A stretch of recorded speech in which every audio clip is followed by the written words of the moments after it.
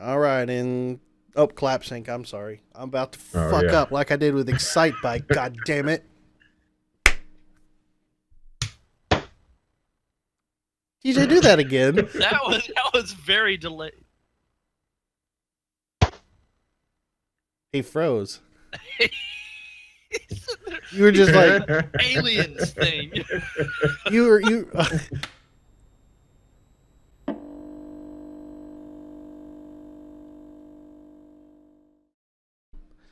Hey, it's the BitCast. Today is almost said. I was gonna say January, and then I thought I was saying July, but I was saying January, so my brain froze. I don't think I can ever recover until we're out of January into February. So Didn't you do that? I did. Podcast? I did it last podcast. Today is January 13th, 2018. Guys, it's PAX weekend. It is. I'm And the only here. one of us that's at PAX is TJ. Yep. It's me. I was going to go. I had plans to go.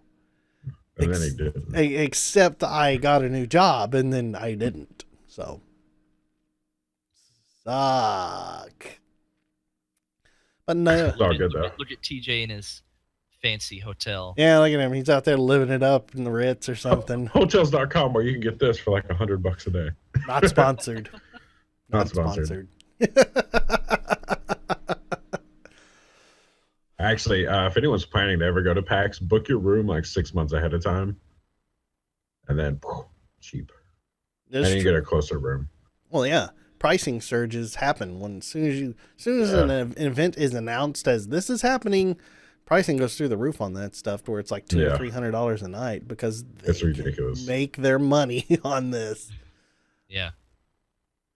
So, nonetheless, guys, thanks for joining me on the podcast this week. As always, I am your host, Daniel, and joining me this week, we have in the field our intrepid reporter, TJ, at PAX in San Antonio, TJ. Yeah, it's me. I'm here. And then halfway across the country from us is, of course, Michael as well. I mean, it's not like 6 hours. It's still halfway across the country. It's halfway across the country from someone. Nonetheless, He's got a point. He's got you there. He's got a point. nonetheless, this week FaZe is not going to be joining us, and this is probably going to begin probably in the next 4 or 5 weeks. FaZe won't be available for the podcast, sadly, but we will try to bring him in, maybe hopefully sometime next month, and he can continue on. If you haven't noticed, literally at the time of this recording, 17 minutes ago, FaZe Plays episode 3 just went up, so go watch that if you need your dose of FaZe. I am so stoked about this. Wait, didn't that come out yesterday? No, FaZe. Oh wait, you're right. FaZe Plays did come out yesterday at the time of this That recording. 8-bit challenge came out. 8-bit challenge came out today. Look at me, I don't even know my own things. This guy over here, he knows it all. So This guy over here? nope, other way. Here? There you go. Over That guy. We'll all point at him. So yeah, there we go. Hi, TJ. I'm sorry. Road Rash 64 came out today. FaZe Plays came out yesterday. Anyway, go watch both. It's worth Yeah, it. they're good. Road Rash 64 was such a fun recording. You're gonna notice something special about it. I haven't seen it yet. I can't wait. I won't spoil it for you, but yeah. That was a thing to try to edit. Just remember, when doing dangerous activities, always Wear your be safety. safe. Wear your safety gear. Okay, guys. Well, how about we go ahead and kick things off this week. We're going to talk about games that we played, things that we've been doing this week. Yeah. I got to find a better name for this segment. If you've got a name for this segment, This week in gaming. This week in gaming. I don't know. I don't know. I kind of like that. Sure. This week we played. This week we played. This week. I'll start. All right, go ahead, Michael. What do you got? Because I haven't done crap this week. Gaming. I played Tarkov. That's all I've played this week. It's been that good then, huh? It has. Any But I improvements? have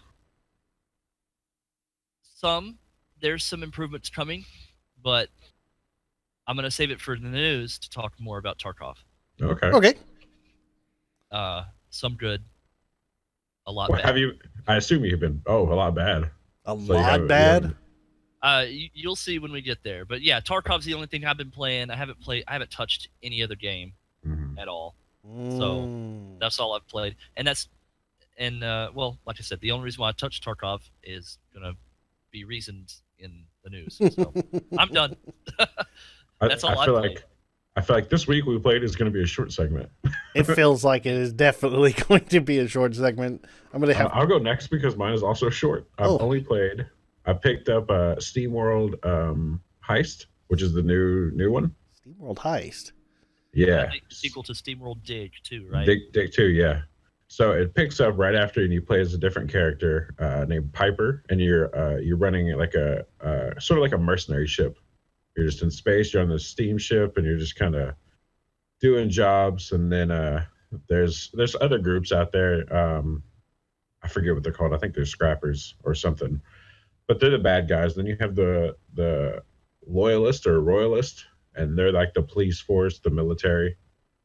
And you're basically you're Han Solo, basically. You're doing jobs, and next thing you know, you get wrangled into fighting the Empire while also fighting the bad guys. Huh. And it's a really cool game, and the mechanics are really cool. It's not about digging or anything. Basically, you have a crew. Like you go in. I think the most you'll have per mission is 3 members, and it's turn-based. I'm not really sure what to call it. It's turn-based combat. So like you'll move to a certain spot, and then you get to that spot and you can perform an action, be it shooting or picking up stuff or using items. So like you move to a barrel, you use that for cover, and then you hold the R trigger, and then you can aim, and then you shoot people. And then basically it goes through each of your members, and then all the bad guys will do their moves and their actions.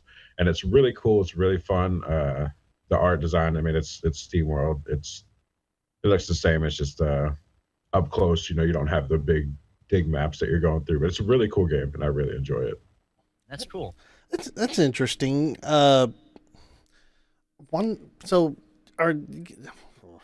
Okay, so I'm beginning to wonder if the SteamWorld is just kind of like take different genres and then move them differently, because SteamWorld Dig 2 that you had played last was like Dig Dug clone almost, kind of. Mm-hmm. Yeah, it's a Metroidvania Dig Dug get together. And now this is a completely different type Completely of different game. genre. Yeah. That's kind of cool though. Yeah, it's really cool that they're moving this big story along, and they're using different characters and whole different genres to keep that whole story moving. Now, I think that's a really cool concept for a series to have. And I can't say I've ever played a 2D shooter. Imagine it like, it's all 2D. I was trying to think of a shooting game, but it's any shooting game. Take a Mega Man. But imagine if you played Mega Man, like you would only move a certain distance, then you had to aim and then shoot, and then go about doing that stuff. So is it side scrolling? Yeah, side scrolling. Kind of you explore a whole ship. Oh, why did my computer just go to sleep? Sorry. we can still see you and hear you. So Okay. You're good. Technical difficulties. Well, imagine it's side scrolling, so it kind of almost like reminds me of was it Terraria? No, Starbound. You have your ship.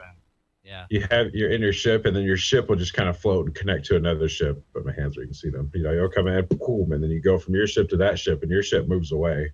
You do the thing, and then once you finish your objectives or whatever, you go to the escape pods. You take your escape pod, fly back to your ship, then they connect, and you go back over there. You can go to their stations and other ships where you can sell stuff. And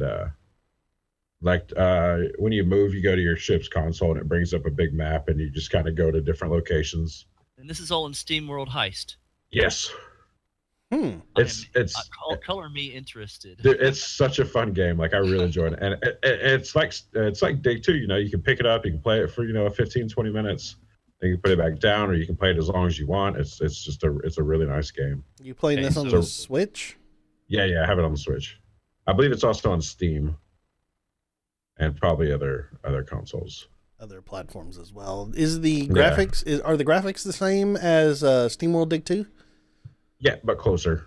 Closer. So instead of where everyone's this big, you have your characters they're much more fleshed out and bigger. It's still the same style. It's just closer up and more detail. Okay, that's interesting.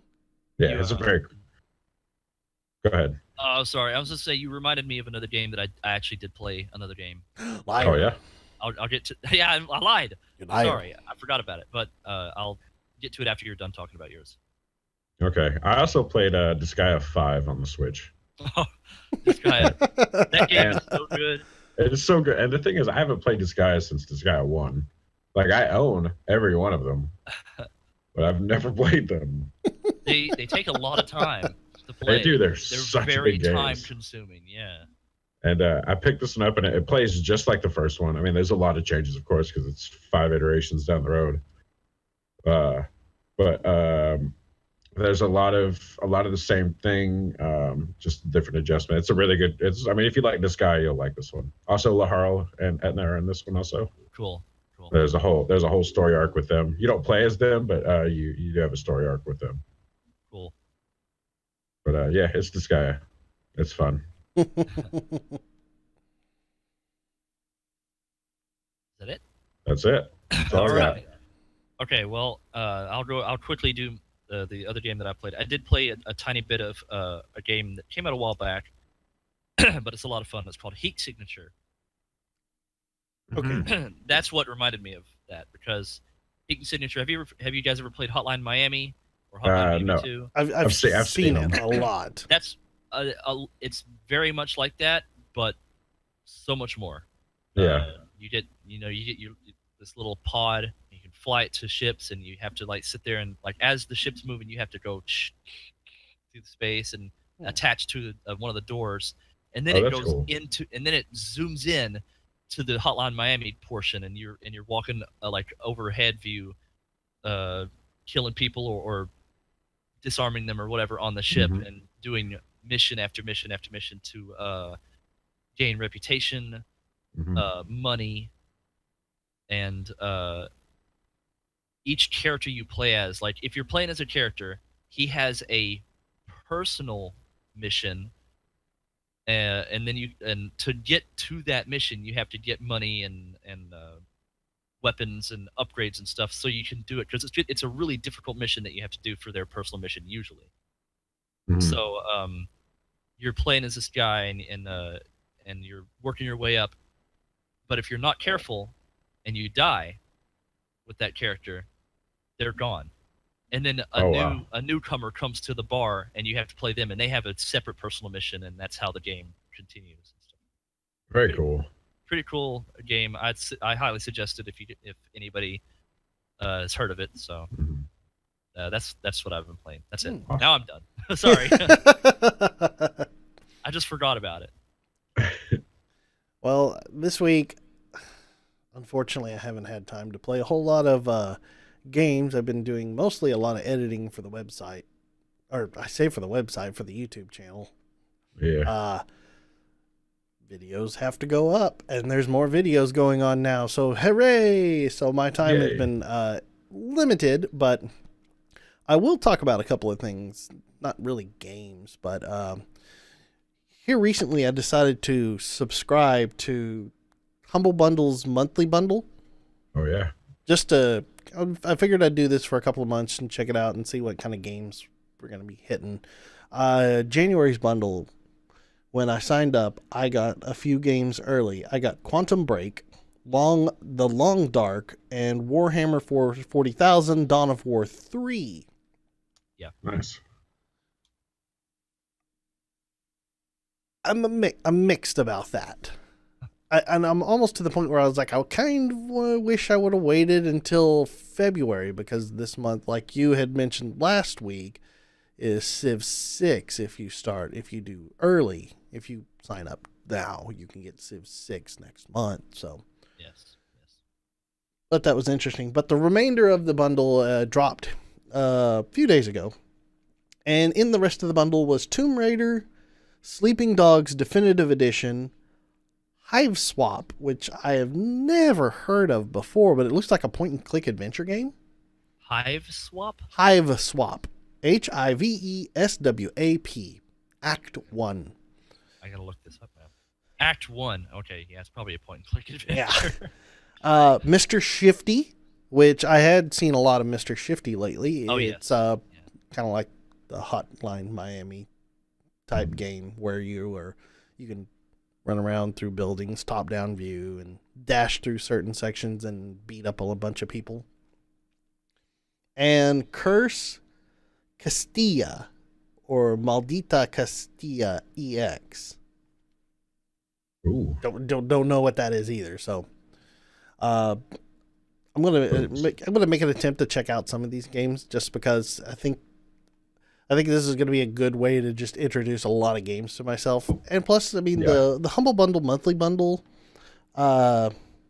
it's almost like it's about the cost of what you would subscribe to Netflix for. So yeah, you get a number of games. Sounds like a pretty good haul too. Oh shit! My phone was muted. That was the alarm. The alarm for the recording of the podcast isn't going now. It was for me waking up. What'd you say? I quickly looked up Hive Swap Uh-huh. to see what it was, and it looks pretty. Like the hand animations are really nice, but I'm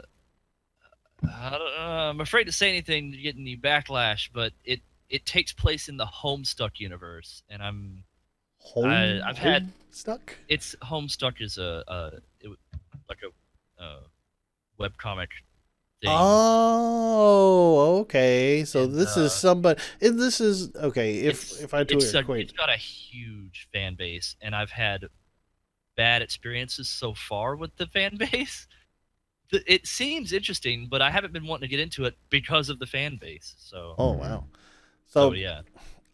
What I think I'm going to do is I'm going to use the Humble Bundle, and I'm going to just kind of take a week, and I'm going to find a game. I really need to actually finish A Night in the Woods, because seriously, Night in the Woods is such a good game. Yeah. So I need to check out that, but this is kind of the plan that I'm going to kind of move forward with. I'm going to start checking out a lot of this Humble Bundle stuff and see what they're giving out, because I mean, Tomb Raider's cool if it weren't for the fact that I already own it on the Xbox. Mm-hmm. And I did not own Sleeping Dogs, but I've heard a lot of positive things about Sleeping Dogs. It's really good. Yeah. I've heard it's good, yeah. So I'm going to be checking that stuff out, and hopefully soon I can have some information regarding that. Outside of... Oh, go ahead. What? Sorry? I was just saying, it's one of the few games I actually beat, like open world games. Oh, you actually took it all the way to the end? Yeah, it was a good game. I enjoyed it. I need to play Yakuza 0. I heard that's really good. We need to play Yakuza 0. Like, is it multiplayer? There's probably you can do little I think you can do little games that are inside Yakuza 0. There is a game in Yakuza 0. I'm going to derail right quick. There's a game in Yakuza 0 that I saw. It's an arcade, and you're battling beetles, okay? So like a giant horned beetle versus this other horned beetle in Japan, that type of thing. Except the beetles are sexy ladies in bikinis.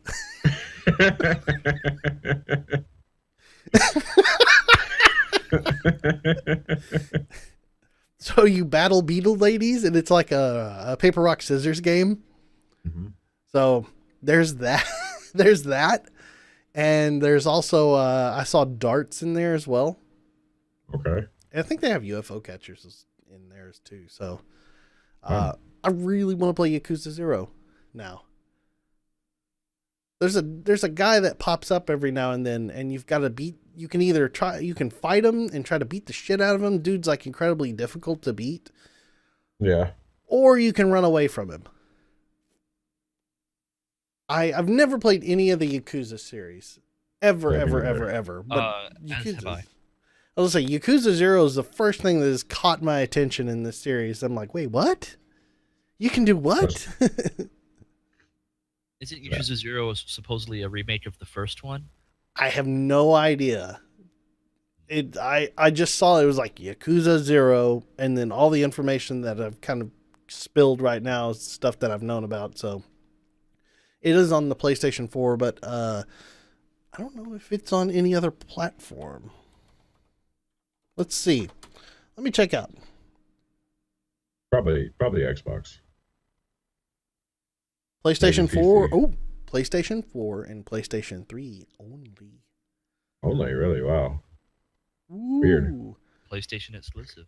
Yeah. Those PlayStation bastards. PlayStation 3 exclusive. That would be a terrible decision. That would be. It looks super cool. So I also want to check out that too. That was a suggestion in the Discord that I've been thinking about for quite some time. And I was like, this is actually going to be hilarious if we do this. So maybe we'll do something in that nature. Nice. And slightly derailing off of video games right quick. People who drive, please stop sucking at driving. Oh, I don't suck. Sorry, I'll stop right away. Yes. In the Dallas-Fort Worth area, there you can guarantee that you're going to come across a wreck just about every single day. Mm-hmm. There's people out there that are just so terrible at driving and not paying attention. Yeah. It just drove me nuts. 2 days ago, I was driving home, and there's a very, very busy stretch of road that I drive on the way home. Like, cars are backed up typically for miles, and it takes, 15 minutes to get through all this traffic to get to my house, okay? Mm-hmm. Near my house, there is a turn lane. This turn lane stretches in front of a long line of businesses, okay?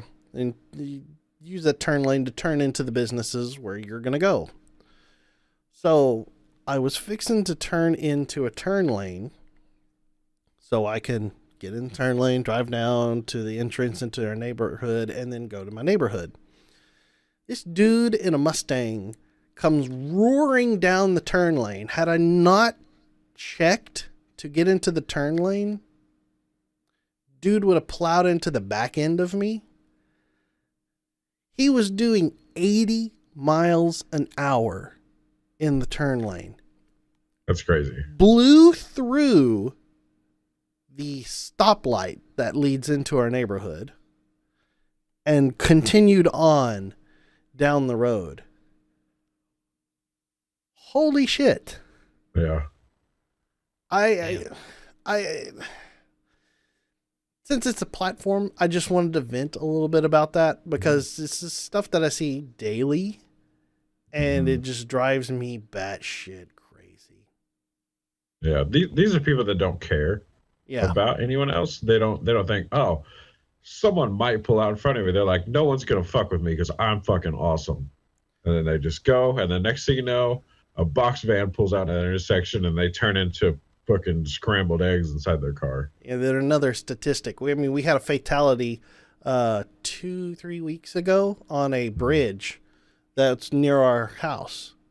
And we've had a number of fatalities near my house. I mean, literally walking distance because of how busy this road is and how stupid people are. So it's crazy. So drive safe, folks. Anyway, that's my little side rant for the day. Since I haven't played any video games, I figured I'd vent about people driving. There you go. It makes me feel I didn't better. play any video games. Stop being assholes. Yeah, stop being assholes so I can get home faster and play video games. It's all your fault. Man. I haven't played video games. At any rate, let's move on. On to happier topics. Specifically topics potentially referring to PAX. But first, Michael, you've got some news for us.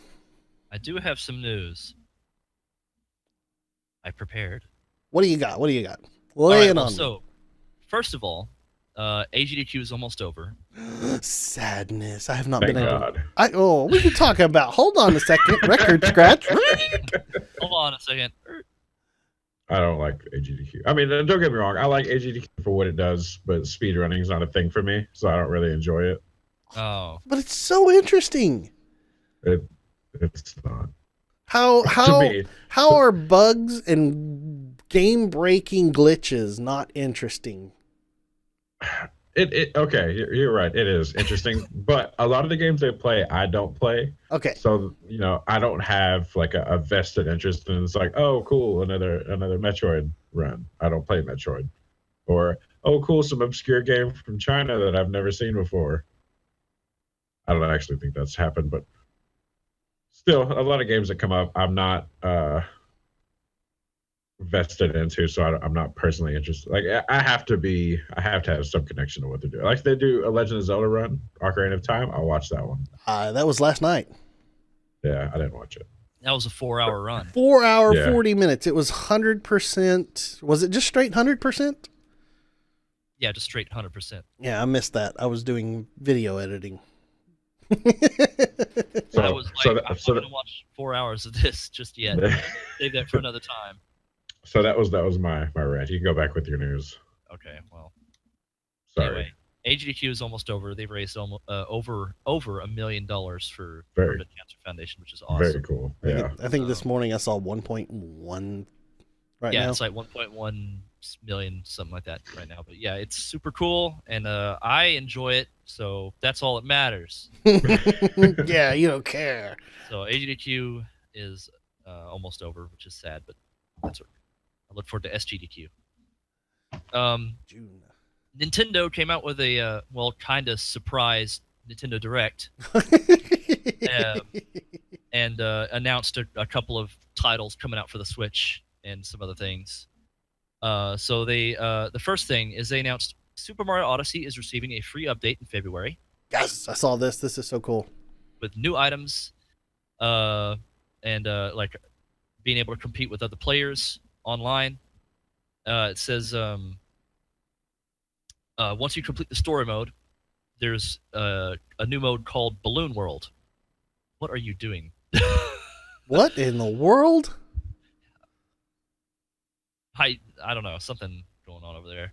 I think he fell off the earth. Yeah. I was blowing my nose. I didn't want to be on There's, camera. there's a new mode called Balloon World, and the area can be entered by talking to Luigi Luigi! on top of a skyscraper in New Donk City, apparently. So Balloon World lets you hide balloons within the stages that other players must race to find, and you can compete while racing to find other balloons hidden by players from across the globe. It says your performance is ranked online, and this update will also include 3 new costumes. This is the part that I was excited about for people who are wondering. A Super Mario Sunshine themed shirt Yes, and glasses, that's what I was excited about. a musician costume, and a full set of knight armor. That is For weird. Dark Souls. Yes. On to the next bit of news. Dark Souls Remastered has been announced for the Switch. And I am Yeah. so stoked for that. I was like, I don't know if any of you guys have ever seen the Prold video of the Dark Souls guys doing the dance to Take Me On, but I was doing that dance when I saw Master get announced. I was like, yes! I was so excited about that. I'm so happy that they're remastering Dark Souls 1, because that's my favorite one of the trilogy. Praise the sun. Praise the sun. Mario rolls into combat.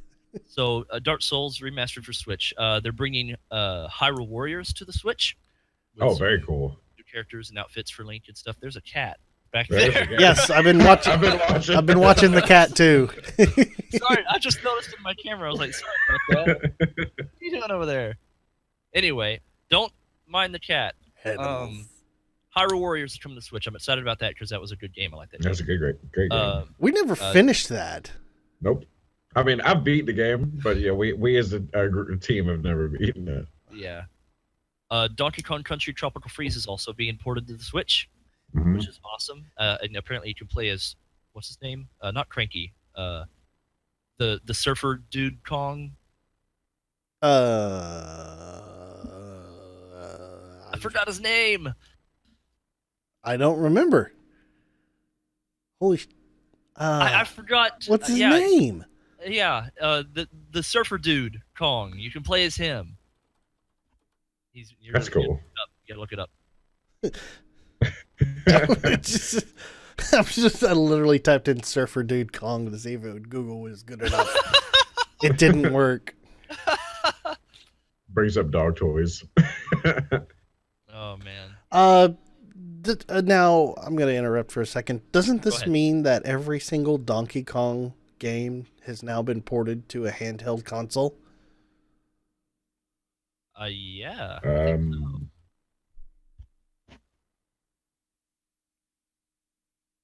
Very probable. List of Donkey Kong characters. The last one I played was Funky Donkey Kong Kong? Country Returns. What was Kongy it? Dong. Funky Kong? Funky Kong. That's it. It's Funky Kong. You can play as him. Nice. Okay. Now that that's out of the way, we can continue with the news. The news. A new Mario Tennis game, Mario Tennis Aces, which actually looks kind of interesting. It has a story mode. Does it have Waluigi? It probably. Hopefully. I don't know for sure, but it looks good. It actually looks like a decent Mario Tennis game. I'm actually kind of interested in that. And completely out of nowhere for fighting game fans, SNK Heroines Tag Team Frenzy on the Nintendo cool. Switch. You play as your favorite waifus from other fighting games, like Mai Shiranui, from King of Fighters. What? You play as your favorite waifus. Your favorite waifus? You play as your favorite waifus from other fighting games.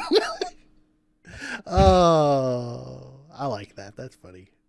Sorry. Anyway, it also looks interesting. It looks like a kind of a cool little fighting game that you can that's coming to the Switch. I don't know if it's only Switch, but it was announced for Switch. So yeah. But that's all I can think of that from the Nintendo Direct that they showed that I was like super interested in anyway. There was a couple of other things, but I can't remember all of them. That's all I wrote down. All right, so okay. As we all know, today's episode is being recorded the 13th of January. That is correct. Not July. Not July. We're not time travelers, I swear.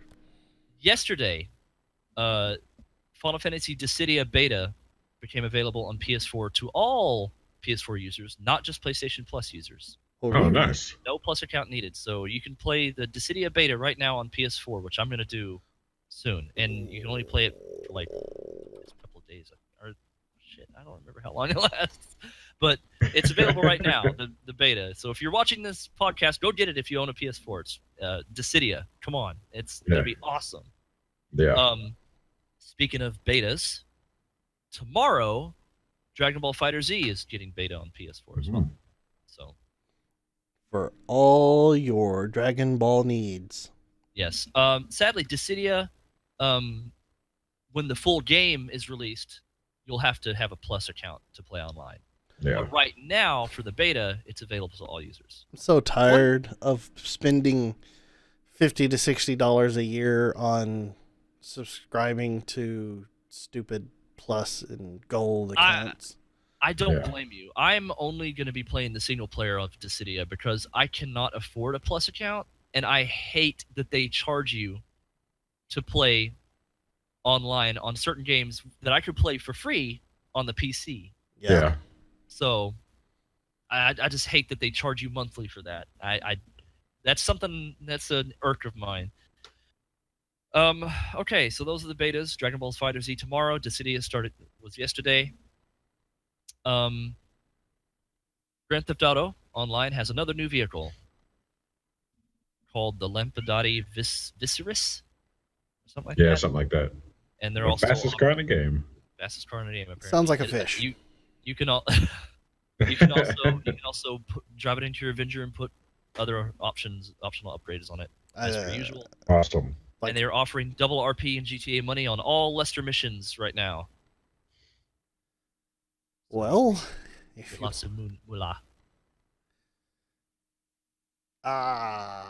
then it only lasts until the 16th of January, I think. Great. not July. It needs to be July for the amount of need that I need to be able to catch up in that game on the PC version. Gosh. Okay. So what? Does this car cost like $40 in real life too? I have no idea how much it No, costs. it's less than $1 million. I think it's 800,000 or 900,000. So just 20. Yeah. It's still the fastest car in the game, though. So people who are into that would be like, yeah. So expensive. I'm not that interested in it, to be honest. But I saw that it was there, so I was like, oh, I'll just might as well announce this because we talk about GTA Online on this channel here. Mm-hmm. Yeah. Okay, and my last bit of news, Tarkov. All right. We've been waiting for this. Yes, Escape from Tarkov.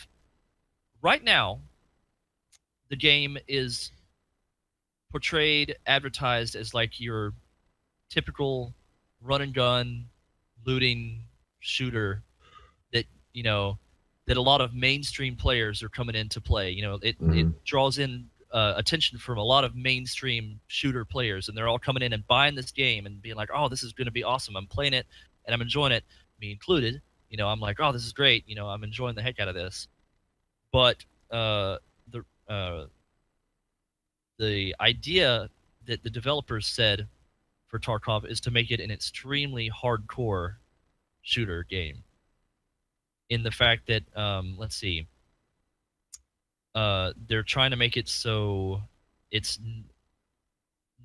like right now there's two factions in the game. There's faction USEC and faction Bear, and right now it's just shoot anybody, free for all kind of thing, unless of course you're teamed up with grouped with someone. But they're gonna make it so that there might possibly be like penalty for shooting another member of your same faction or something like that. So it could encourage some team play, which is cool, you know, in my opinion. But they're making it. Oh my god, I had this all in my mind, and then as soon as I get to it, now I'm forgetting like the things that are bad about it. Yeah. They're basically trying to make it extremely hardcore. They're going to make the loot even more rare, like certain loot and stuff like that, which I guess artificially extends the lifeline of the game, you know. Yeah. Rumor has it that they are trying to make it so that like right now when you get into a match, you have the capability of having water and food and stuff to increase your energy and hydration and stuff. It's normally never needed because you get in, you fight a little bit, loot, and then you extract and you get out, and then it's refilled when you go to your stash. But rumor has it that they're going to make it so that you have to have food and water even when you're logged off. What? That's the rumor going around, that they're trying to make it that hardcore. So you have to have water and food in your stash so that even when you're offline, your character is sustained. So when I haven't logged in for a week and I come back and my guys drank all the water and food that I have and he's dead. And he's dead. And then what happens? Like, how do you start? Like, do you lose your stash or something? The idea is to make like the stash, rather than a menu stash, like an actual like hideout in the world that you can go to. Whether that could be rated or not is up in the air. Oh, but Jesus. If that's the case, it's becoming the next Rust, which I'm not interested in. Yeah, I'm immediately losing interest in Tarkov. So this sounds like hot garbage now.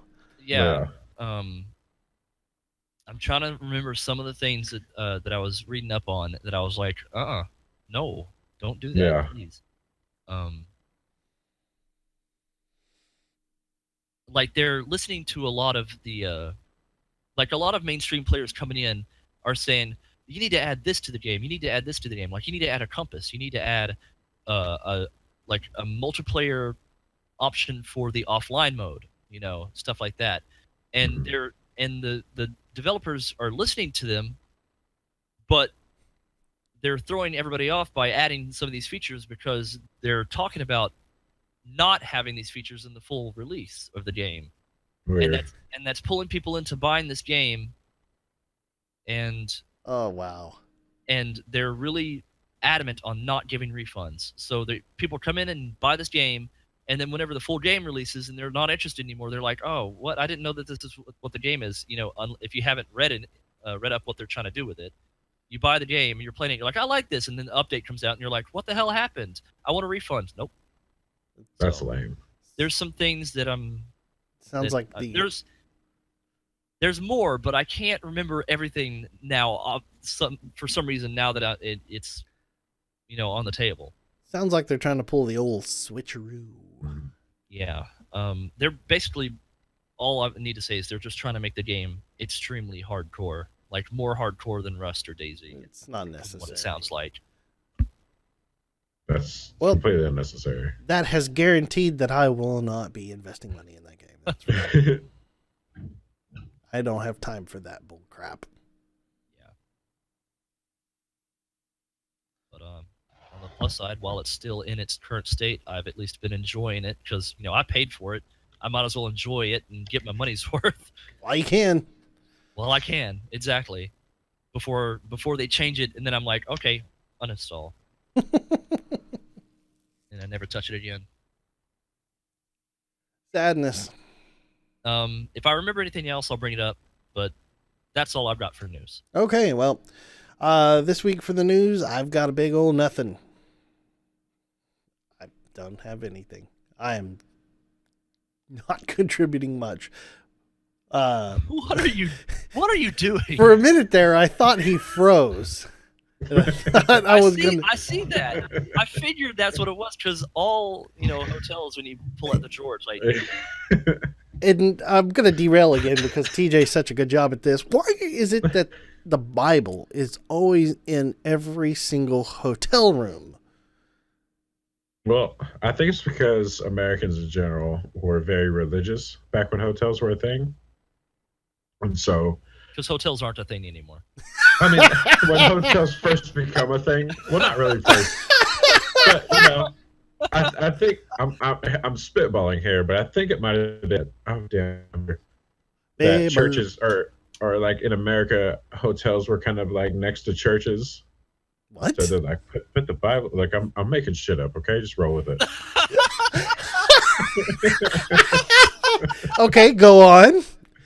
So they were like, just put the Bibles in the room, and now it's just like, as soon as a hotel opens, the local church, which this one here is not I don't know who the Gideons are. I think that might actually be a family. But they're just like, they come in with just a pallet jack with a crate full of Bibles, and they're like, we'll put these in your rooms. They're going to get the word of Jesus before they go to bed every night. Is that your ticket to the church next door? Like, I have the Bible. I brought the Bible. Can I get into church today? That was the most weirdest explanation I've ever heard. Listen.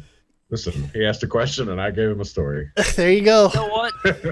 Not accurate at all, but nonetheless, it was entertaining to me. Someone update the Wikipedia page on Bibles with that story. I heard a long time ago why I've forgotten.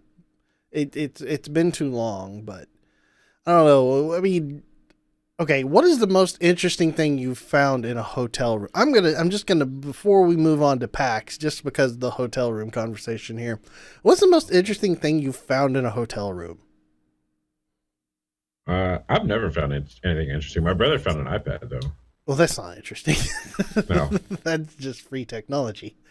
Yeah. What sucks is he worked there. Oh, he just kept it. What? It was inscribed and everything with God. the person's name. I was like, "You're such an asshole." Wow. Jeez. Yeah. When I was, go ahead, Michael. Sorry. No, I was just gonna say I have nothing because Really? I don't stay at hotels. I don't stay at hotels that often, and any hotel that I have stayed at hasn't had anything interesting unless you want to count the Holy Bible as part of the room. I'm like, hey, look, I found this. I found a Bible. I found 4 40s in a drawer in a hotel room once in Michigan. 40s, like the like beer, like big ass beers. Four 40s in a drawer in the hotel room. That's weird. I just opened it up. I was like, I'm gonna put some stuff in this drawer. Opened it up, and there's the Bible, and then there's 440s, and I was like, what? It's like crack that bad boy open. I was like, Michigan knows how to roll out the welcome. Like, here we go. All I got was a bottle of water. Oh, awesome. Okay. Sorry for the derailing there. TJ, That was fun. TJ, you were at Pax South right now in San Antonio. I am. There's nothing happening.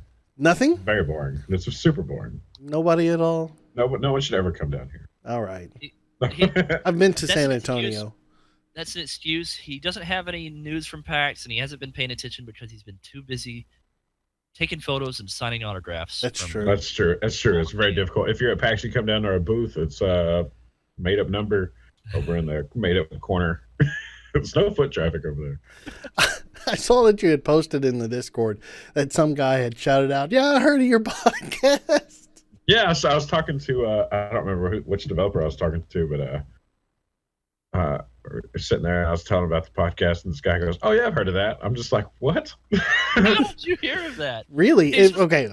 Now I'm gonna say, if you were that developer that he talked to this past weekend, whenever you catch this, if for some reason you catch this, email us because this is interesting. Yeah. So go ahead. But it wasn't the developer that had it was just a dude that was standing next to us. Oh, okay, never mind. If you're not the developer, if you're the dude that has heard of this, still email us anyway. Send in a question. No. Send in a question.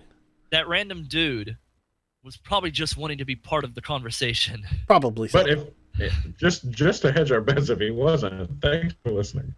Yeah, thank you for listening. Send the email in and tell about your experience at PAX. So we promise we'll read it because that's our thing. So all right. VGBits.com. All right, TJ. So what have you seen at PAX, man? Okay, a lot. There's so much going on right now. I haven't got to all of them, but I did play a lot of games. I think I got there at like 10:30 or 11 o'clock, and I think about 4 p.m. is when I stopped. I just decided to take a break. Like, I've seen so much. So I'm going to start with the top because as soon as I came in, I immediately started at the front and just started working my way back. So we're going to start with Mowing and Throwing. Mowing and Throwing? Yeah, it's by developer House Pixel. It is a co-op 2v2 couch multiplayer game. I don't know if it has online. I didn't ask because that didn't occur to me. But basically, you have 2 lawns. And I want to say there's a game on the SNES that was like this. But you have one dude on a lawnmower, and the other guy's running around just picking up grass and picking up whatever, hitting buttons, because you have 2 levels to your yard. So you start up here with the lawnmower, and you're mowing, and you run out of gas, and then gas will appear, and either you can get off the lawnmower and grab it, or the other guy can throw it to you, and you put it, and you keep mowing, and then you have to get on the platform. They hit the button, it drops down, then you start mowing down there. Your lawnmower also acts as a tank. It apparently fires stuff at the other team because they're like, this is your side, and they're on this side, and there's like a fence. So you're constantly like throwing fertilizer into their yard to make grass grow, so they have to sit there and you're just going back and forth. It's a really cool concept. Like it's a fun little co-op game, multiplayer game. What? Really? What's this on? I believe it's gonna be on I didn't ask. PC, Totally probably. It's probably going to be Xbox, PlayStation 4, probably PC. Don't take that. I was gonna say. Don't take that. I mean, it's fact. Yeah, don't take that as fact. I'll say I'll find out tomorrow, but then you won't find out for a week. But go ahead and Google Mowing and Throwing. I believe it's available now. I'm not 100% on that. Let me look. Mowing and Throwing. Yeah, no G. It's MOIN apostrophe. Or how you spell mowing. Here it is. Coming soon to your PC on Steam. Oh, cool. Dude, this looks. All the style is cool. Yeah. Yeah. It's a really nice looking game too. Kind of reminds me of Overcooked a little bit. Yeah. Yeah. Kind of. Yeah. Okay, now this one I think you guys are going to be interested in Okay. because this is definitely right up all of our alley, Okay. and it's called Masquerada Song and Shadows. You mean So Masquerade, Song and Shadows? nope, Masquerada. Masquerada? Yes, Spell that for our audience. it's Masquerade with an A instead of an E at the end. Masquerada. I believe I spelled that right. There it is, Looking Song it and up right now. Shadows. Yeah, let's go. Okay. This is going to be the section that we're going to look up all these games. Yes. It looks Okay. pretty cool. So this game is a tactical action RPG, very similar to Baldur's Gate, Oh, or Baldur's Gate, and a little bit of Dragon Age, like the original Dragon Age. oh. Hold on, don't spoil none of it, damn it. Let me tell my story. I'm He's all not. What He's you're all excited hold on. over All right, hold on 1 second. God damn it! What you're saying is super interesting. That's what I'm owing about. You're like this. Okay. It's like Baldur's Gate. I'm like, oh, I love Baldur's Gate. What you're reading? No. It Fucking looks like some of Okay. the features include blah blah blah blah blah. No, go ahead. God damn you! Okay. All right, go ahead.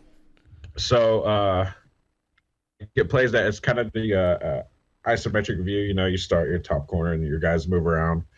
The combat is it's a little weird. It's a little weird to get used to, but basically like you'll run in and you hold down R. Like I was playing it on the Switch.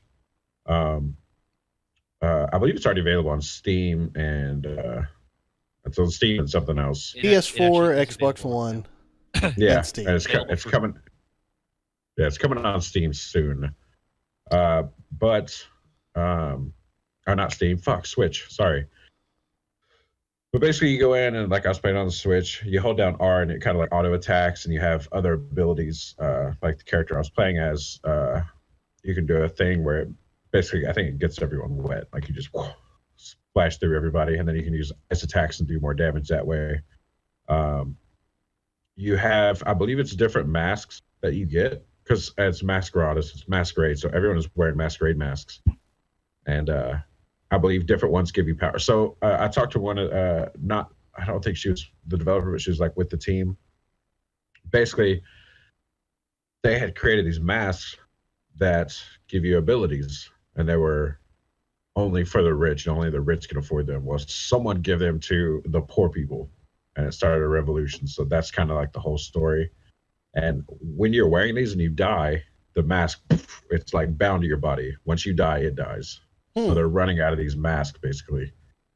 So that's the whole story. It looks really cool. Now the cool thing about this game is it has the voice acting is amazing. Some of the voice actor, Jennifer Hale, who was the female shepherd in Massive, and a bunch of other stuff. You know Jennifer Hale, you know what she does. Matt Mercer, who plays McCree, and then just a ton of stuff. His Critical Role. There are a bunch of others that I didn't get to write down, but the voice cast is just amazing. And they didn't record this. They didn't sit here like if we were in, if I record a line, then you record a line, then someone else records a line. They all got together and recorded this. Oh like, wow! All at once, like a whole ensemble recording. There's the music is, it goes with the theme. It's very operatic, it's opera music. It's very nice. The art is really nice. When they do the voice acting or the voices part, when they're communicating, it kind of, what Ruby, not the new Ruby, but old Ruby, how the animation style looked. Yeah. That 3D kind of cel shaded look.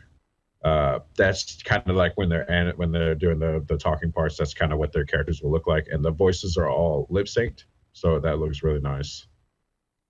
And yeah, man, it's a really nice game. I played the whole prologue, which I want to say took about 15 minutes. That's all I got to play, and it's just super good. I think it's going to be one I pick up for the Switch. That's neat. That actually looks really cool. The only thing that I'm kind of sad about is this is single player only. Yeah.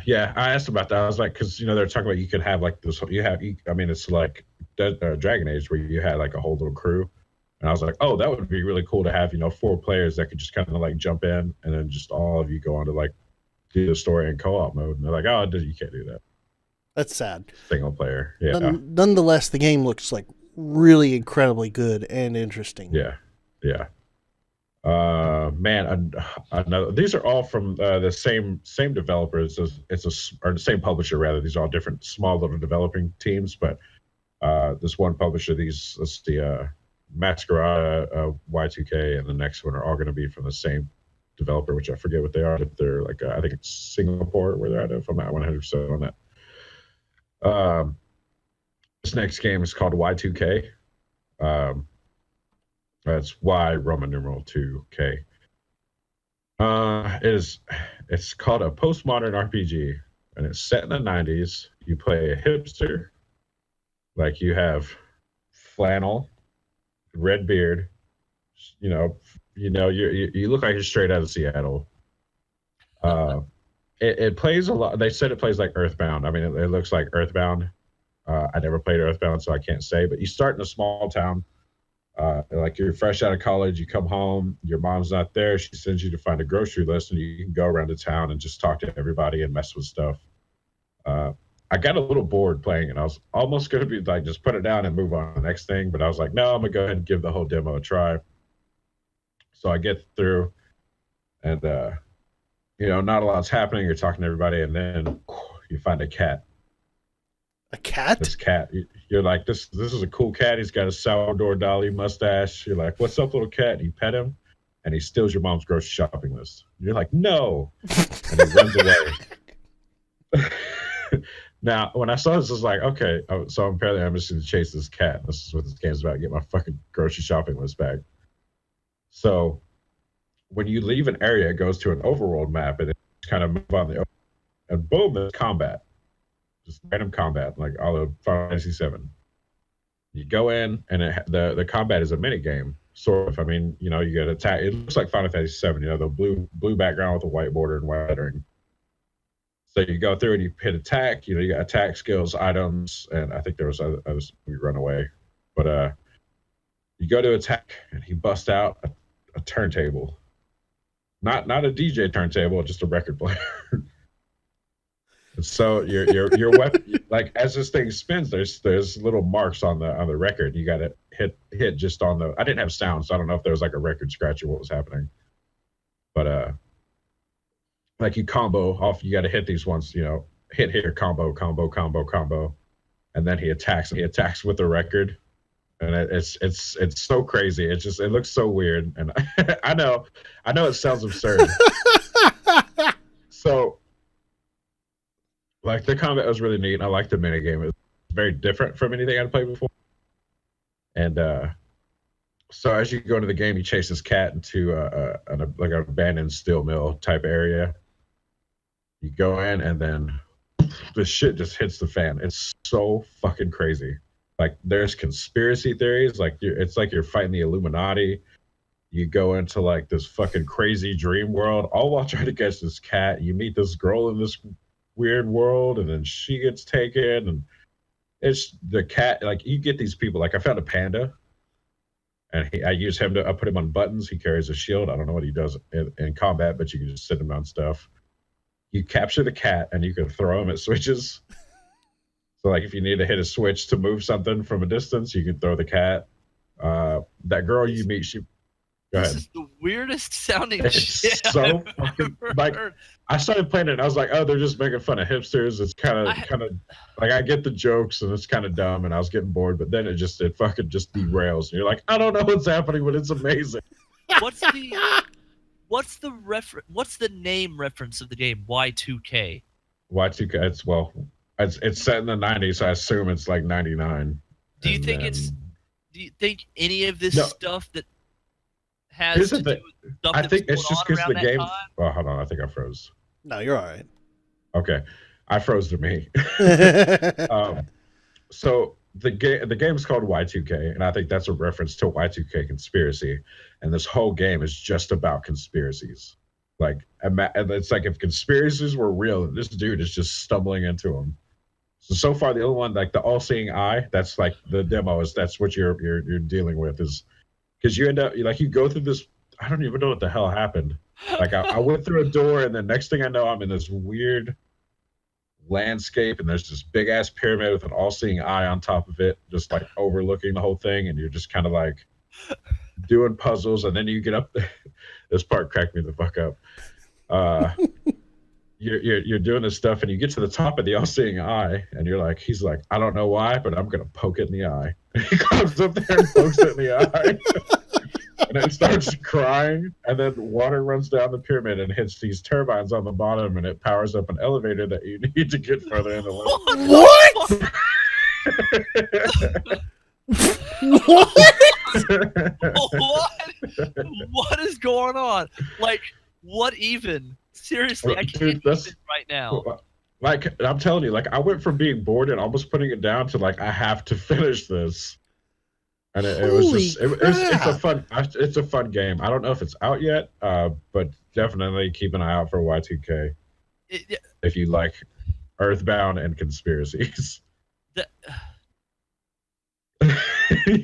it's nuts. I was like I was getting lost around the part where you're like, oh, I found a panda and I put him on my buttons and he has a shield. I'm like, what the fuck are you talking about? Yeah. You just have a panda. Okay.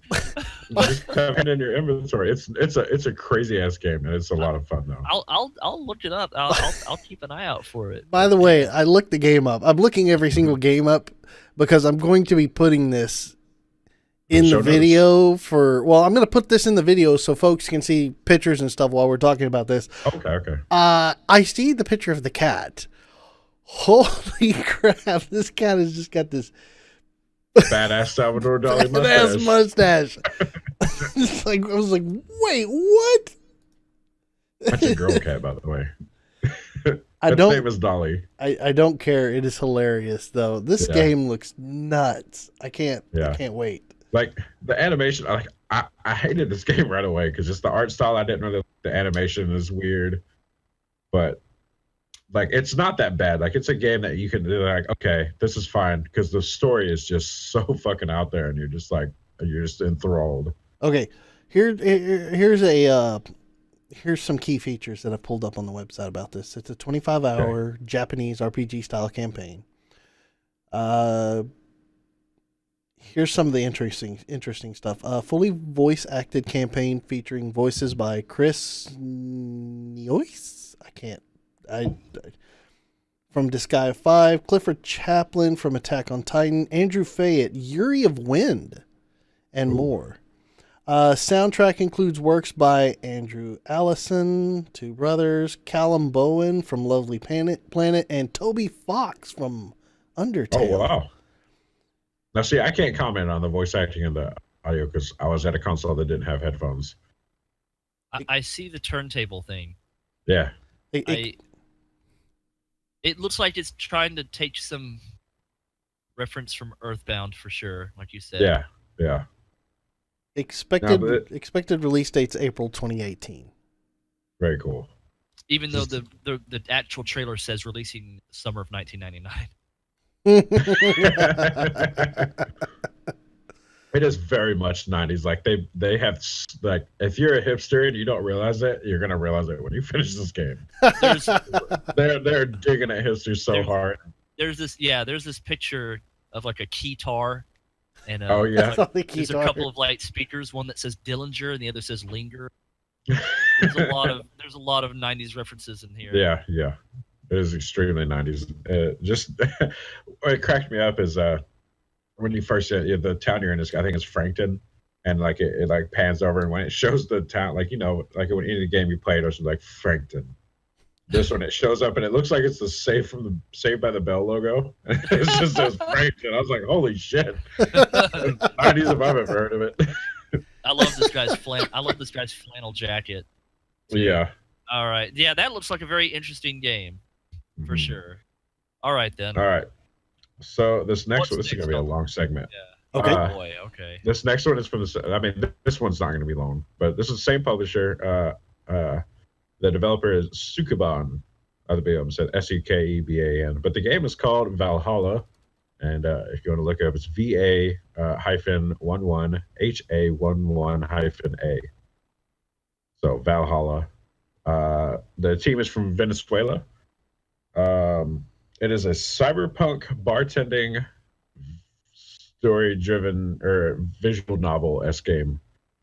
So basically, you play the character of a bartender, and you're sitting there, and you have like say right here, this would all be like a drinks building section right here, and then right here is who you're talking to, and then down here you have your speech. The music is really nice. As a matter of fact, it's so popular that they have a vinyl that you can buy the soundtrack on, and it's really nice music too. I want to point something out right quick. Sure. The website for this game is waifubartending.com. Yes, yeah. It's called waifubartending.com. Just wanted to point that out right quick. Sorry, go ahead. Yeah, like I was talking to the guys that were there. You're muted. Oh. I was saying lots of waifu references this podcast. Like I was sitting there, I was talking to the guy, and the other publisher has like their whole little section right here, and I was talking to one of the guys, and I look over, and I couldn't see the game name. I could just see above it said Waifu Bartending. I was like, what the hell is that? He said, that's not the name of the game. I was like, I feel like they registered that domain, and they were just like, I guess we'll keep that. But it's set in a dystopian future, cyberpunk, and basically you have characters come in, like I played, the demo had a female character, and you're sitting there and you're talking to her, and she's like, she looks really young, so your character's like, I don't think you're old enough to be in here. She's like, I'm old enough to get pregnant. She's like, that's not relevant. She's like, just give me a drink. So you can make them drinks, and it's all these weird, made up chemicals or whatever, because everything is, it's the future and dystopian, so you're not going to have, brand name vodkas and stuff. You just make like a chemical mixture, and boom, that's, your drink. So everything's basically like a recreation of alcohols. So you can make these drinks, you make them non-alcoholic, you can make them alcoholic, you make them super alcoholic, and that will change the narrative with that character. So if you just want to give them non-alcoholic drinks, they're not going to like you a lot, or maybe they will like you. You can give them classy drinks, fruity drinks, girly drinks, manly drinks, classics, and that will change the narrative with how you or how they interact with you. So it's basically a visual novel driven by how you serve them drinks. That's kind of cool. It's a really neat concept. I was like, I don't like these because I don't really get into like dating sim-esque visual novels. Like I like visual novels, but not like this. And I was like, I don't like that. But the story is really nice. It's because they're in Venezuela, and if anyone's paying attention to the news, Venezuela is currently a shit show. So it's a small dev team, and they're putting a lot of what is happening in their life into this game, sort of the whole revolution type thing going on in the game. So that's actually why they weren't even at the shows, because you can't really get out of Venezuela. But so a lot of I mean, I think it's like two brothers that are working on this game. So the art's really nice, the music's really great. The story's good. The mechanics are cool. And like, say someone comes in and like, hey, make me a sugar rush, which is a drink in the game. You're like, what the fuck is that? It'll pop up a menu. You can search the drinks, and it'll tell you how to make them. There's the add ice. You can age it. If you mix it too much, you'll blend it. If you don't mix it enough, you'll not mix it enough. It's a really cool concept. It's a fun game. It's fun. It's not hard. The story's good. I recommend it. It sounds cool. It is available on Steam. Yeah. For $15. It says right here that it's a booze 'em up about waifu's technology and post-dystopia life. Yeah. So that's what it says on the page itself. So I'm actually kind of interested. I might check that out. So cool. Thanks for bringing that to my attention. I'll write that yes.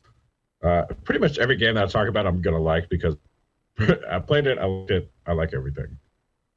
This one is not available yet. It's still being built. It's called Renegade Knight by Radiant. I think it's Radiant Games. I only wrote down Radiant for some reason.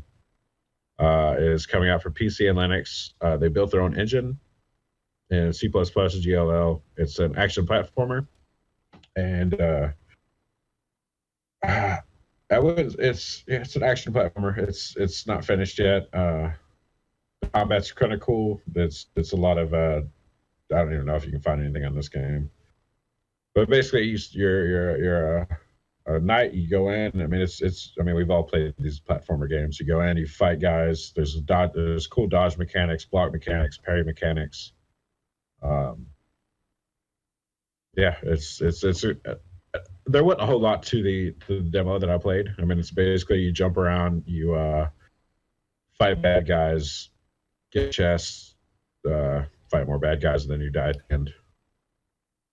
But it's a cool game, and I expect when they finally finish it, it's going to be really nice.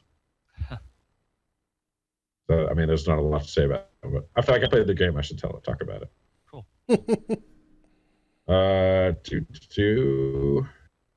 Road Redemption. Oh yes. It is available on Steam right now. Yeah, Yes. Yeah, it's been in early access for a while. Yeah.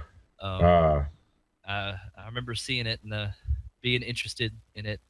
It's so fucking good. Like, I played it last year, and it was great then, and I played it this year, and it's so good. And especially right after playing Road Rash, you go in to play this, and it's everything you'd want Road Rash to be current gen. Like, the bikes handle really well. Whacking people with a hammer is really nice. Like, okay, you've played Dying Light. I know you have because we played it together. Yeah. But you know, when you hit a zombie and just that whole visceral feel, like it feels really good to hit someone. Yeah. With a hammer or whatever. That's how it feels hitting other players in this game. Like it gives you like that solid thwack. I played as Shovel Knight. You can play as Shovel Knight in the game. What? Yeah. So Shovel like you Knight's just Shovel in Knight. every game now. Yeah. I expect Shovel Knight to be in everything. Yeah, but like it's like I guess because they both started their Kickstarter about the same time, so like, hey, can we put Shovel Knight in? And like, yes. At least that's what he told me. But yeah, there's a lot of things I see about Road Redemption that I was excited about ever since I first saw it like a year or so ago. Yeah. And I'm like, it's freaking Road Rash. It's 100% Road Rash. So that's cool. Yeah. I need to. I think we all need to pick that up and play it. Yes. I think everyone needs to. Go ahead. I was gonna say that sounds like a really good idea. Considering we just played Road Rash 64 of hot garbage here, I need something a good palate cleanser. It does say it's also online multiplayer. Nice. Very cool. Potential future game. Yeah, it's so much fun. I enjoyed the hell out of playing it. I mean, it felt 100% like I was playing Road Rash. And it played so well. So if you like Road Rash, if you like motorcycle combat, that's the game to play. The salt will flow. Yeah. Cool. Road Redemption. Yeah. These next ones I'm gonna kind of go through because they were there's kind of a lot of them. They're all very similar. First one. All these are on Crytivo, which is apparently it's their own platform. They're publishing these kind of like Steam. So it's Crytivo. His first game is called The Universe Sim. Is a planet builder. You can guide civilizations, like guide them through their Bronze Age, Iron Age, all that stuff. It looks a lot like Sims. If SimCity were a planet builder instead of a city builder, this is what it would look like. I mean, the UI looks exactly the same. I don't know if that's a design choice or if that's what they're just using as a placeholder for the game. But I mean, if you like SimCity, if you like building planets or building civilizations, then that's seems like a good game. I didn't play it because there was a huge group playing it. I got fun. There's also another game called Prehistoric Kingdoms, and it is a Jurassic Park zoo building game. So basically, you build this big ass zoo. I mean, these all look like they run on the same engine. You just build a zoo and you fill it with dinosaurs, and I think that's if you like building zoos, like Zoo Tycoon. A zoo, huh? Zoo Tycoon, except with dinosaurs. Yeah. Sure, yeah. But it's more of a top down, like a SimCity zoo game. Sim Zoo. To me, it looks like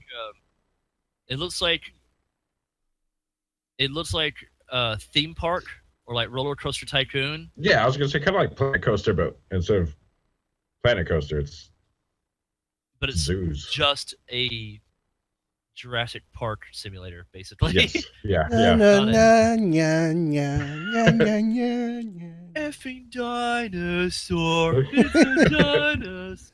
Oh my god! Okay. This other one I did play a little bit of, and okay. First off, I have to ask. You remember that game that you build these crazy contraptions to solve a puzzle? Incredible Yeah. Machine. The Incredible Machine, yeah. Yeah. Okay. This game looks exactly like that, except instead of building, you're destroying. So you come in and you set this beacon down, pop it in the map somewhere, and there's these little. Oh, I should name it first. It's C-Force, CEFORCE. C4 actually. Oh, is it? Yeah, there's no C. Well, fuck me. Sorry. That's fine. I looked at it and I was like, C-Force. I was like, that's a weird name, but C4 makes sense because you're using explosives. But basically, you have these. You have a beacon that you place wherever you want, and then you have these blue boxes that you have to get inside the beacon without putting a red box in there. And a lot of the times they're stacked together. You have a limited amount of money to buy explosives, so you can't just go throwing explosives everywhere. So it's kind of like a puzzle with C4. It's a puzzle game with C4, and just the whole look of it, because it's like a big white background and then your little area that you have to deal with. It's kind of cool looking. Yeah, it looks really neat. But I played it. It was fun. It's a puzzle game. You go through each level doing the thing. Oh wow! I kind of believe these a lot faster than I thought I would. Another one that I didn't play but I watched a lot of was called Patobox, Patobox, and you play as a humanoid duck that is apparently a boxer. Now, I'll let you guys look this one up because it looks really cool. It looks like a comic book. Like, everything is 2D in like a 3D space. Yeah, I see Daniel has found it.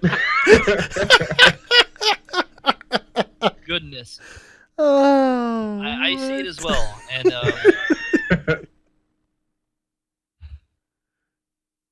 Yeah. I'm done.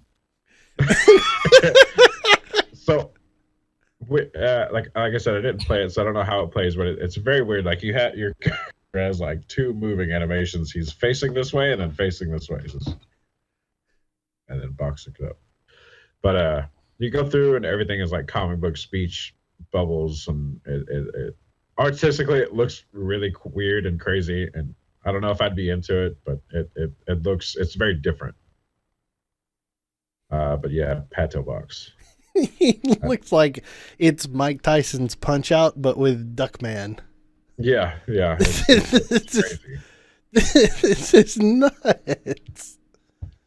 The last one that I looked up it's going to be on Kickstarter this summer, and it's called Super Retro Maker. So if you're a fan of RPG Maker, prepare for Castlevania Metroid Maker. It actually looks really cool. So basically, the same way that RPG Maker works. Yeah. So like the demo I played, you start off and it's Mega Man. Like it's like a Mega Man, but I didn't play the builder part. I just played the games they made with the builder. So they have like you go from Mega Man to Castlevania to Metroid, just all these, the whole platformer. It's basically a action platformer builder for if you're a fan of the Metroid style games. That looks really cool, actually. It played really well. It looks really cool, and I think it's going to do pretty well. Because you would think there would already be, with the success of RPG Maker, someone would have been like, "Oh, we should make a platformer maker," because how hard could that be? And apparently, no one has, and they kind of jumped in on that. Huh. But yeah, it looks really cool. There's a ton of stuff still at PAX that I haven't seen, and I don't know. I mean, I'll see it tomorrow or today rather. But yeah, that stuff. That's. Go ahead. Sorry. Go ahead. I was going to say that's what I got from PAX so far. Okay. Well, this game, the Super Retro Maker, actually looks really, really interesting. Yeah. It's kind of reminiscent. I mean, even at some point you have Mario Maker that's this, and then there was that Mega Man Maker that came out that's not a legitimate Mega Man maker, but somebody had made thing. Yeah. But this is This is kind of neat. Yeah. I think I see the Mega Man style that you were talking about. On their website, there's a version of the game that's... Yeah. I mean, you're obviously not Mega Man, but it's very Mega Man-esque, and you pick up power-ups and you can go through different powers, and just there's a lot of, you can make puzzles, you can do all kinds of stuff. It's very cool what they've done. I like it. It looks party like it. I was gonna say it says on the website it says party like it's 1989. I was gonna say a lot of the graphics feel like they're just high resolution NES graphics. So yeah, and apparently the music can play on a Super NES. Really? Yeah. Chiptune. I was telling I was telling him I was like, with the analog NT or Super NT coming out, I was like, you guys could put this, make a whole series of game and push them out on a cartridge. He's like, well, the music will play on a Super NES. So I'm like, really? He's like, yeah. That's cool. Nice. Yeah. I was like, you got that Kickstarter coming up, that's a, making a tier. Like, yeah. Super NES cartridge, I would buy it. That's nuts. Yeah, that's what I've gotten from PAX so far. All right. Sounds like PAX right now is actually super exciting. I'm kind of sad that I wasn't able to come this year. So yeah, there's also a bunch of like card games and stuff I played, but I didn't take any notes on. I did buy one though. You bought a card game? Yeah, I'll be buying another one tomorrow. Oh boy. Or today rather.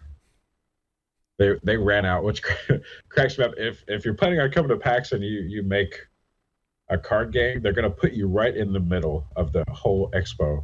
So expect tons of foot traffic, because they came down to like, they only brought like not enough. So they sold out like super fast. Dang. They had the creator had his brother fly in with a bunch more. Snap, really? Yeah. Holy crap. Yeah, it's crazy. But if you come to PAX and you want to sell and you get put in the middle, make sure you bring lots and lots of product. Next year, I'm going to be at PAX. I'm going to make PAX South next year. That is a goal. I want to do this. I want to take VGBits on the road and do a episode from PAX next year. We totally could. I mean, it's noisy as hell, but we could do one in there. Yeah, I was gonna say, in the event room. Yeah. Oh my God! You know how terrible that would be. The sound would be awful. It'd be horrible. Nonetheless, cool. All right. Well, there's your PAX update for Friday. So next week we'll probably touch on a little bit more, maybe some of the stuff that you saw for your card games and such. But yeah. It won't be as heavy as it was this week. So, all right. I hope that I drove someone to some new stuff that I enjoyed. I tell you what, there are a lot of games here that I'm like, this is super cool, and I want to check out. So, yeah, you drove me to a few new ones that I put on a wish list on Steam. So excellent, awesome. So, especially probably Road Redemption. I think that is. Most that'll be. I already had my eye on that one. This was basically set that in concrete. Yeah. So I've been waiting on it since last year. I played it last year, and I was walking by, I was like, "Damn, this game still isn't out yet." He's like, "It came out in October." I'm like, "Hell yeah!" Then Road Redemption will be a future game that we. What do you think Road Redemption is? What, Star Citizen? We just keep adding bikes. You can't race them. Speaking of Star Citizen, I think they actually added in-game property now. Oh, yay! No. I hope that game just detonates. Spend another $1,000 and buy a house. But anyway, all right. Let's not get into that. Yeah. All right. Well, that's been the news this week, guys. Let's move on to my favorite segment of the podcast. It's time for emails. If you have an email that you want read on the VGBit BitCast, send your emails to bitcast@vgbits.com. That's bitcast@vgbits.com. We will read it on the air. We like to read things. Guys, this week, no emails. Oh, balls. Sadness all the way around. But nonetheless, we will persevere. And since it is con weekend, more or less, and PAX is going on. So I was wanting to ask you guys, what's your favorite convention that you've been to? So This is easy. Okay, well, I've only been to one. really, you've only been to one convention? Yeah, I went to PAX last year and PAX this year. That's the only one I've ever been to. But you've been to other conventions where you've dropped stuff off before, I think. Well, a trailer. Trade shows, I guess, technically trade shows. Those weren't my favorite, I promise you. So you can't just say one. Okay, fine. Okay, so PAX. Yes. PAX is my answer. Pardon me. All right, Michael, we know you've been to a number of them because of the comic UberQuest. So, right. Man, my favorite convention that I went to was MFF last year. Really? I really enjoyed that. That was really fun. I had a heck of a time there. We didn't sell like a ton, like we broke about even, but it was just like there was so much to do and there was a lot going on, so I enjoyed MFF. That's super cool. That's probably my favorite one. All right. If I had to say my favorite one that I've been to, and there's been a number of them, I think probably Itzicon. Or no, I'm sorry. I had Itzicon in my mind. A-Con. That's what I wanted to say. A-Con. I was like, it better not be Itzicon. It was not Itzicon. It was not Itzicon. It was terrible. It crept into the back of my head and was just like, okay, you've been to this convention, this convention, this convention, and then it came out my mouth. The words came out of my mouth and formed. That was an awful one. But yeah, A-Con. A-Con. Yes, I love A-Con. In fact, I really need to go back this year just to check it out. So, and we've lost a guy. He's disappeared. Now he's coming back. There you are. There he is. Okay, you're back. He got a knock on the door. Dun, dun, dun. Housekeeping? Did you have housekeeping knock on your door? He can't hear. He's not listening. He doesn't care. He doesn't care. It's okay. But A-Con was my favorite. Awesome. So yeah, I enjoyed A-Con too. I love the dealer rooms at A-Con. Yeah. A long time ago, that was the thing to do, is go through there and spend all your money on all the things that you've never seen before. Okay, how about this? My favorite con regarding my work was MFF. Okay. But my favorite con that I went, just to visit without me having to worry about sitting at a table and selling stuff was A-Con.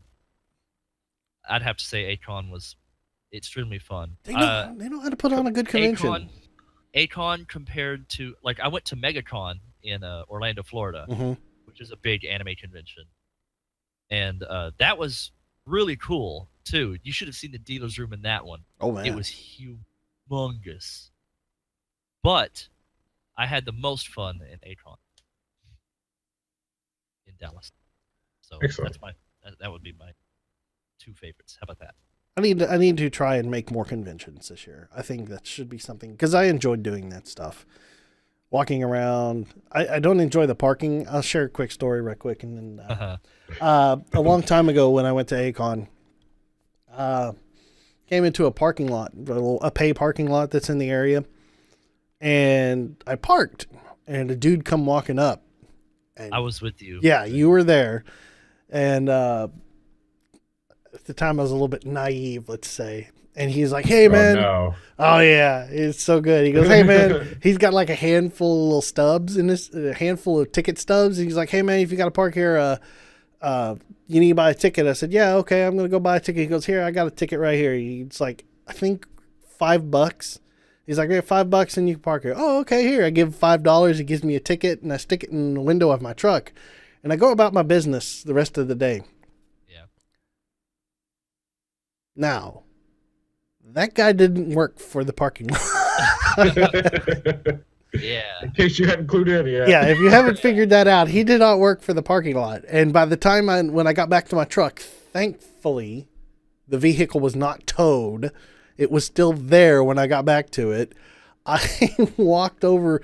I picked up the ticket out of my truck because I didn't even look at it when I bought it. And I looked at it and I was like, it was an expired ticket from like a few weeks ago or of the time. Oh shit. It was like a couple of weeks old, and I was like, shit. Yeah. I was like, I'm incredibly lucky right now, and I just gave this guy $5. Don't Well, pay. he may have like- he may have saved you a couple bucks.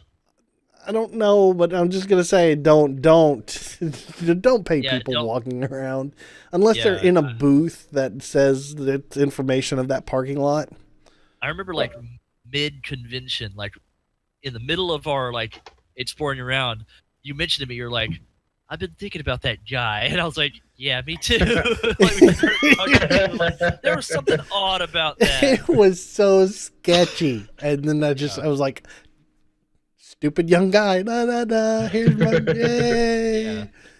See, the good thing in like San Antonio, no, like when you park somewhere, you just go to a kiosk and just pay like with the credit card, and it'll print you out a ticket. That's what most things Yeah. do now. Yeah. Yeah. They're probably, The parking lot that's right next to the convention center that PAX is at is where I typically park.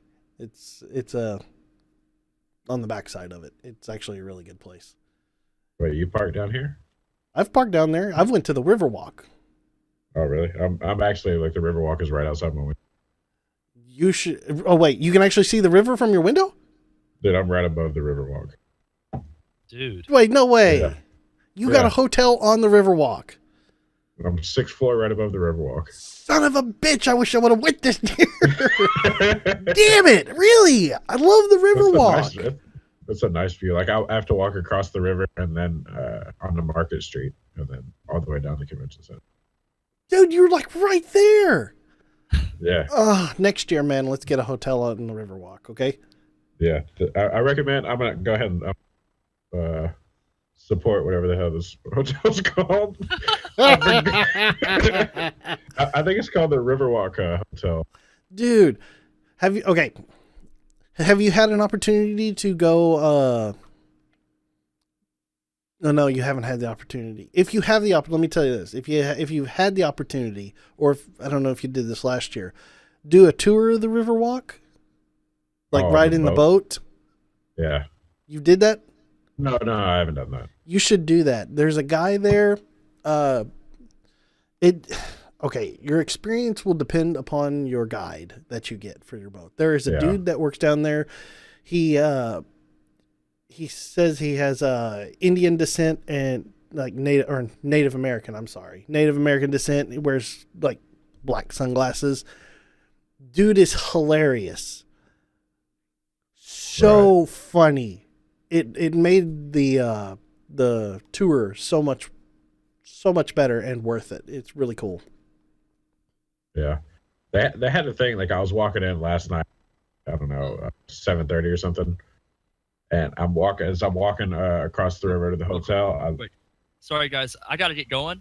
Okay. So, it was a pleasure to join you guys for the podcast. I'm sorry to interrupt you, TJ. But I'm going to go ahead and get going. I'll see everybody later. All right. Well, I'll tell you what. Let's go ahead and end the podcast. So, right, okay, man. Everybody, thanks for tuning in. We'll see you next time on the BitCast. Thanks. Bye. I'm sorry to interrupt. I'm sorry, TJ. Forgive me. Bye. Bye. Don't be sad. I'm sorry.